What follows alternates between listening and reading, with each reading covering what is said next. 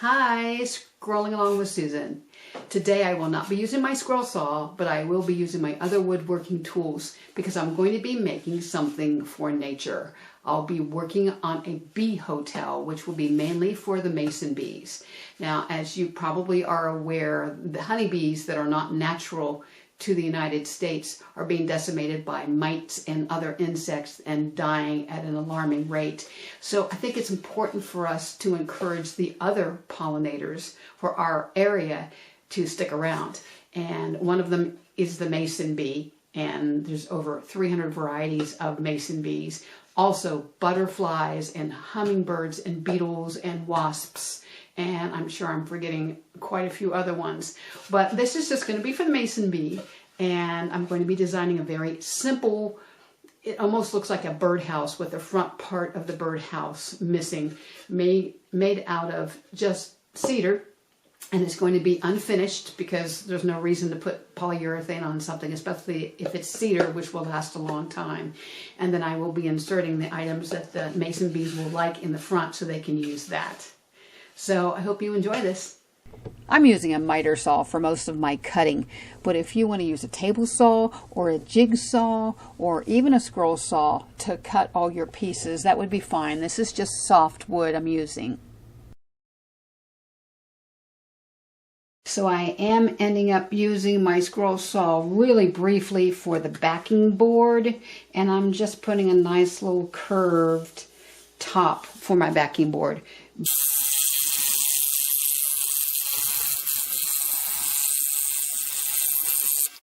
Because you are using soft woods to build this project, you can use hand saws. You don't have to have electric saws for this.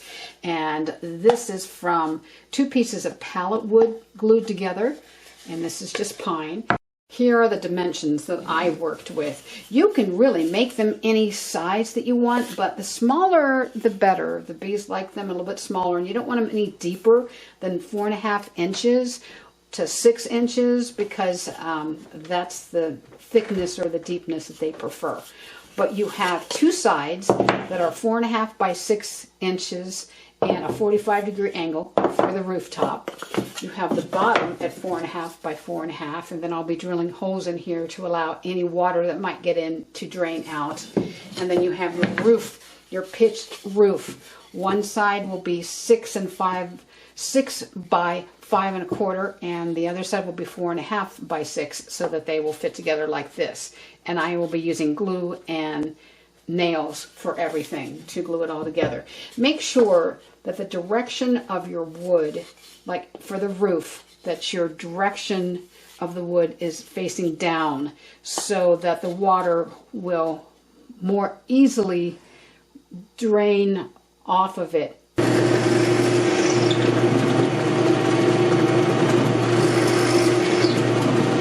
Now it's time to start gluing and putting it together. So I'm using Type Bond 3 glue, which is an indoor and outdoor glue. And for the very first time, I'm using a brad nailer. And I got a really brief instruction on this. A little nervous, but it went okay. I did miss one poked through the roof, but the other ones went just fine. So I think between the glue and the brad nails, this will stay together quite nicely for a bee house. Now it's time to put the roof on, and I'm using a 4.5-inch piece of support at the top part of the base of the house so that it stays even 4.5 inches all the way through when I'm putting the roof on. And again, just gluing and using my brad nailer to secure it. You of course can use just regular nails.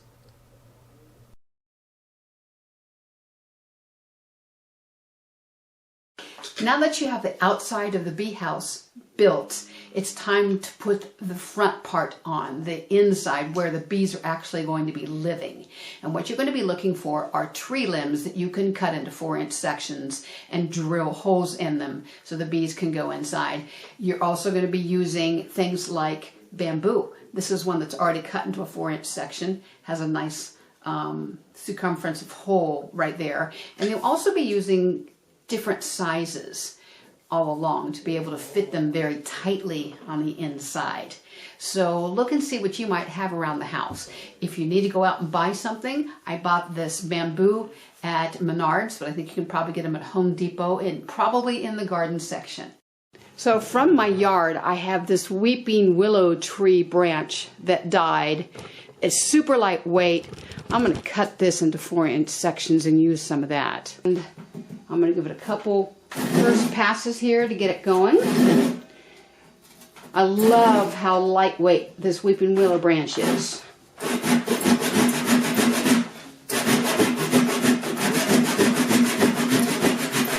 This only took 26 seconds to cut. And I realized the table moved around a little bit and I probably could have used a more sturdy table, but it really was a very easy project to cut. And that's it. I grow an herb called lovage, and lovage has these hollow tubes that are often used as drinking straws. Well, they'll work out really well for at least the top part of this bee box. It's probably too lightweight that it will crush if I put it lower, but I'll put it at the top. And they're all different sizes here. And of course, I'm cutting it on my scroll saw very easily.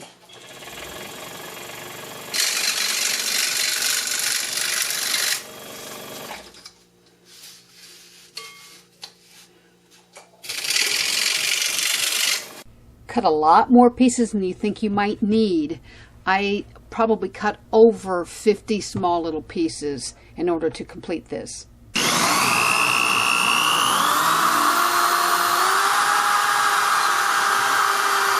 I really had fun doing this part. This is when you're taking all of your pieces and you're fitting them in and making them look aesthetically pleasing.